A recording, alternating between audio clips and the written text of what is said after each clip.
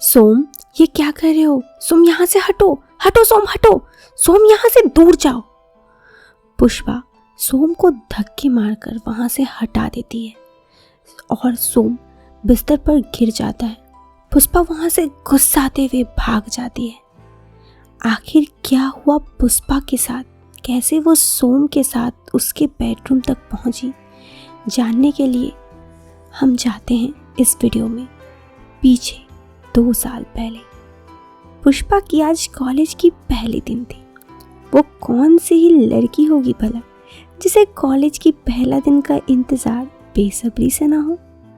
पुष्पा के साथ भी कुछ यूं ही हुआ।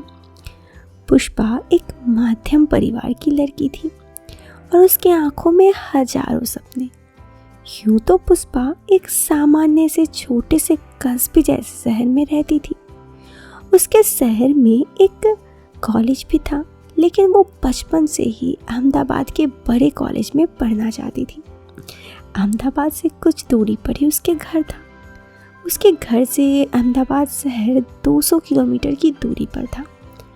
ऐसे में पुष्पा जब 12वीं में अच्छे परिणाम लाती है और अपने पिता को आगे बाहर जाकर पढ़ने की इच्छा जाहिर करती है, तो उसके पिता भी पुष्पा की बातों पर राजी हो जाते हैं और पुष्पा अपने नामांकन अहमदाबाद के एक कॉलेज में करवा देती है। वो पढ़ने में अच्छी थी, इसलिए उसका नामांकन भी हो जाता है और वो ट्रेन में अपने सारे सपनों के साथ चल पड़ती है खुलकर जिंदगी को जीने के लिए। ये जो कॉलेज की लाइफ होती है, ये यूँ तो हमारे लाइफ में बहुत खास होती है और ज़िंदगी भर याद रहती है। ऐसा ही कुछ पुष्पा के साथ भी था। ऊपर से वो पहली बार अहमदाबाद शहर अकेले आ रही थी। यहाँ आकर वो एक पीजी में रहने लगती है। पीजी का किराया लेने के बाद वो घर वालों को भी ये सब बता देती है। अब नेक्स्ट डे से ही पुष्पा का कॉलेज शुरू होता है। मानो तो पुष्पा पूरी रात सो ही नहीं पाती है अपने नेक्स्ट डे के बारे में सोचकर कि कॉलेज का पहला दिन कैसा होगा। सुबह 7 बजे का अलार्म से पहले ही उसका नींद खुल जाता है और जल्दी से तैयार होकर 9:30 बजे ही कॉलेज के लिए निकल पड़ती है। फिर क्या था, कॉलेज पहुंचती है तो उसकी चेहरे की मुस्कुराहट बढ़ते बढ़ते बढ़ ही रही थी, थम ही नहीं रही थी। फाइनली कॉलेज में बहुत ढूंढकर उसे अपना क्लास भी मिल जाता है और वो अपने क्लास के एक अकेले पीछे के सीट पे बैठ जाती है। यहाँ तो उसके लिए सब अजनबी ही थे, तो वो किसी से उतना बात भी नहीं करती और इक्का दुक्का जो लड़कियां उसे देखती भी थी तो उसके पहनावे को देखकर थोड़ी हंस थी। उन्हें लगता कि पुष्पा का सोच गाँव के जैसा है। पुष्पा सूट सलवार में जो आई थी और बाकी सब लड़कियां यहाँ के कपड़ों। ऐसे में पुष्पा लास्ट बेंच पे अकेली ही बैठी थी। फिर कुछ देर बाद टीचर आई, पढ़ाकर चली गई। इतने देर तक उसका सारा एक्साइटमेंट धीरे धीरे घट ही गया था। और घटे भी क्यों ना, जहाँ उसने सोचा था कि कॉलेज के पहले दिन तो आज उसकी बहुत सारी दोस्त बनेगी, एक भी लड़की से या लड़के से उसकी बात भी नहीं हुई थी। सेकेंड पीरियड में इससे पहले भी कि कोई टीचर आए, सोम नाम का लड़का उसके पास आकर रुकता है। क्या मैं यहाँ बैठ जाऊँ? पुष्पा थोड़ी साइड हो जाती है, थोड़ी असहज भी। फिर वो कहती है हाँ। सोम पुष्पा के बगल में बैठ जाता है। फिर दूसरा क्लास चलता है। दोनों के बीच अभी तक कोई बात नहीं हुई थी। थर्ड पीरियड नहीं था, पुष्पा का सब्जेक्ट भी नहीं था और उस दिन थर्ड पीरियड में कोई टीचर भी नहीं आए थे। ऐसे में सोम बातों का शुरुआत करते हुए कहता है कि इतनी अगर आप नॉर्मल रहोगी तो कोई तुमसे बात भी करने आएगा। हाय, आई एम सोम।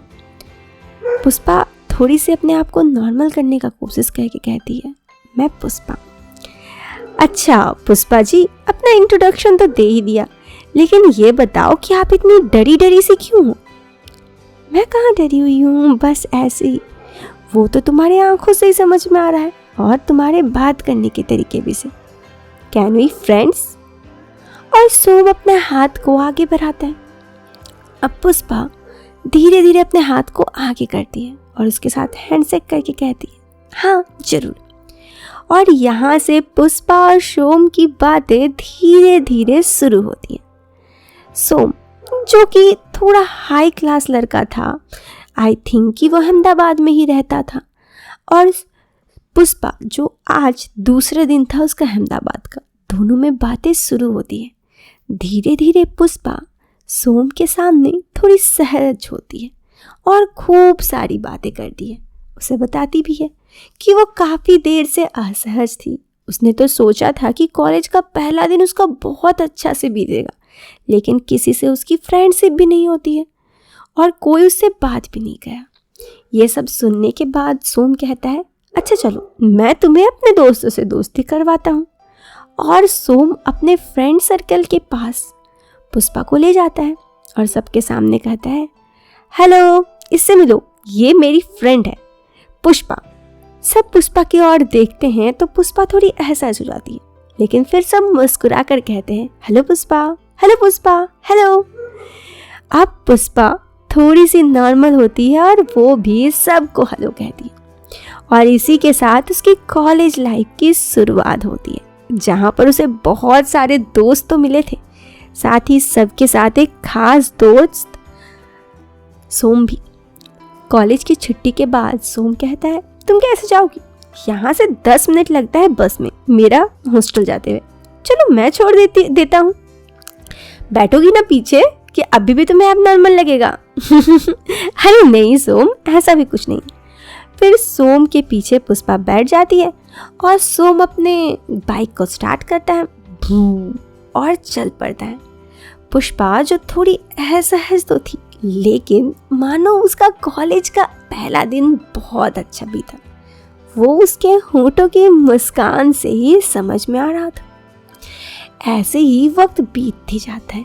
धीरे धीरे सोम और पुष्पा का दोस्ती बढ़ते जाता है। अब तो हर रोज सोम ही उसे हॉस्टल से पिकअप करने जाता और हॉस्टल तक पहुंच जाता। देखते ही देखते पूरे 4 महीने बीत जाते हैं और उन लोगों का पढ़ाई भी काफ़ी अच्छे से चल रहा था। ऐसे में वक्त आता है उन लोगों के स्कूल में एक प्रोग्राम की। इसमें सोम पुष्पा को कहता है कि चलो हम सबके साथ तुम भी प्रोग्राम में पार्टिसिपेट करो। पुष्पा पहले थोड़ी चुप रहती है तो सोम उसे समझाता है कि कॉलेज लाइफ दोबारा नहीं आएगी और ज़िंदगी जीना भी तो इसे ही कहते हैं। इस पर पुष्पा भी राज़ी हो जाती है और वो भी उनके साथ कॉलेज के फंक्शन में खूब एंजॉय करती है। उस दिन पुष्पा पहली बार साड़ी पहन के आई थी। जब साड़ी पहनकर वो पहली बार कॉलेज में आई तो आज सोम पहले ही आ चुका था। पुष्पा को आने में थोड़ा लेट था क्योंकि सोम को यहाँ पे सब तैयारियां देखना था। पुष्पा की नज़र सोम को ही ढूंढ रही थी और सोम ने जब पुष्पा को साड़ी पहने देखा तो उसका दिल भी जोर जोर से धड़कने लगा। पुष्पा की आंखों में आज भी उलझन और होठों में एक बड़ी सी मुस्कुराहट थी। हाय, सोम ने कहा। नमस्ते मैडम। ये क्या कह रहे हो सोम? आप इतनी अच्छी लग रही हैं कि आज तो मैं आपको आप ही कहूँगा। तुम भी ना सोम, पागल हो रहे हो। सच में Pushpa, I love you. Pushpa भी सोम को पसंद करती थी कॉलेज के पहले ही दिन से, और फिर वो भी उसे आई लव यू कह देती है। धीरे धीरे उन दोनों का रिश्ता प्यार में बदल जाता है। सब कुछ एकदम फेरी टेल जैसा चल रहा था। धीरे धीरे वक्त 2 साल आगे आ जाता है। आज सोम का बर्थडे था और सोम ने इस बार पुष्पा को बर्थडे में उसके घर आने को कहा। उसने कहा मेरे बर्थडे में आज मेरे घर पे सेलिब्रेट होगा। तो पुष्पा ने कहा ठीक है। 2 सालों में दोनों की दोस्ती काफ़ी बड़ी थी और दोनों के बीच प्यार भी। तो अब पुष्पा को सोम के घर जाने में कोई दिक्कत नहीं थी।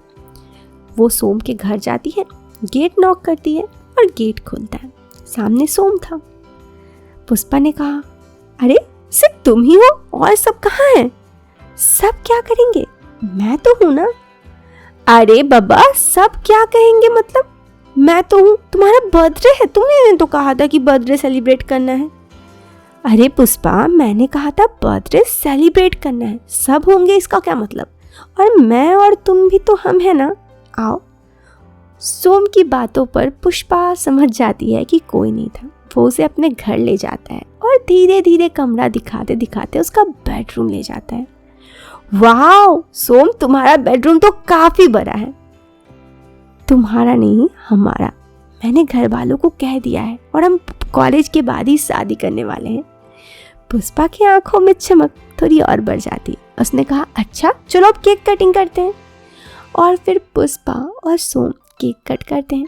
केक कटिंग के बाद सोम पुष्पा को अपने हाथों से केक खिलाता है और पुष्पा भी सोम को हाथों से केक खिलाती है।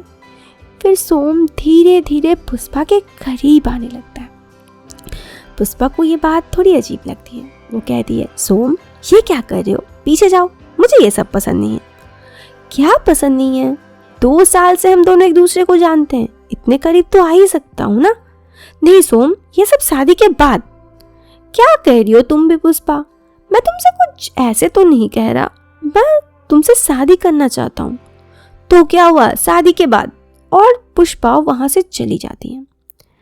सोम को काफी गुस्सा आता है और पुष्पा की आंखों में डर बहुत आराम से झलक रही थी। दूसरे दिन पुष्पा को सोम हॉस्टल लेने नहीं आता है और ना ही उसके कॉल आता है। पुष्पा कॉल करती है तो सोम कॉल कट कर देता है। पुष्पा अकेले ही मायूस होकर कॉलेज पहुंचती है। कॉलेज में सोम अपने फ्रेंड्स के साथ बैठा हुआ था। वहां जाकर पुष्पा सोम को कहती है, सोम सोम। सोम उसे नजरअंदाज कर देता है। पुष्पा सोम के सामने जाती है और कहती है, क्या हो गया? इतना में सोम सबके साथ कहता है, मीना चलो क्लास में, क्लास जाना है। और सोम वहां से दूसरे दोस्तों के साथ क्लास में चला जाता है। पुष्पा समझ जाती है कि सोम उससे नाराज है। वो फिर टिफिन तक कुछ नहीं कहती है। छुट्टी के टाइम भी सोम उसे लेने या पहुंचाने नहीं आता है। वो अकेले ही बस से हॉस्टल जाती है। और फिर दूसरा दिन भी कुछ यूं ही चलता है। 1 हफ्ता बीत जाता है। सोम पुष्पा से बात नहीं करता है। अंततः पुष्पा थक कर एक दिन कॉलेज के एंडिंग में सोम से कहती है, अकेले में जाकर, सोम मैं तुमसे कुछ बात करना चाहती हूँ, मेरे साथ चलो। और वो उसे कॉलेज के एक सुनसान कॉरिडोर पे ले जाती है। उससे कहती है, सोम मैं भी तुमसे प्यार करती हूँ, लेकिन मेरी भी ज़िंदगी में कुछ अलग सोच है। मैं एक सामान्य मिडिल क्लास फैमिली से आती हूँ। मैंने अभी तक तुम्हारे बारे में मेरे घर वालों को डर से नहीं बताया और मैं भी तुमसे शादी करना चाहती हूँ, लेकिन इस वक्त मैं रिश्ते को आगे बढ़ाने के लिए तैयार नहीं हूँ। इतना कहते कहते सोम चुप तो था, लेकिन पुष्पा की आंखों से आंसू टपक रहे थे। सोम समझ जाता है कि पुष्पा हर्ट है। वो उसके आंखों से आंसू पोंछता है और कहता है, आई एम सॉरी सोम, पर मैं समझ गया, कोई बात नहीं। सोम पुष्पा को गले से लगा देता है। पुष्पा की आंखें अभी भी नमी थी, लेकिन होठों में मुस्कुराहट। सोम उसे कॉलेज से हॉस्टल छोड़ता है। दोनों का रिश्ता फिर से ऐसे ही चलने लगता है। और फिर 2 साल बाद जब सोम की जॉब लग जाती है, वो अपने घर वालों के साथ मिलकर पुष्पा के घर जाता है और उसके शादी की बात कहता है। दोनों परिवार शादी के लिए मान जाते हैं और सोम और पुष्पा की शादी हो जाती है। शादी के बाद पुष्पा घूंघट में बैठे अपने पति का इंतज़ार कर रही थी। सोम आता है और पुष्पा से कहता है, क्या अब मैं आगे आ सकता हूँ? आज तो नहीं रोकोगी ना? पुष्पा की आंखों में आंसू आ जाते हैं, लेकिन होठों में एक प्यारी सी मुस्कुराहट।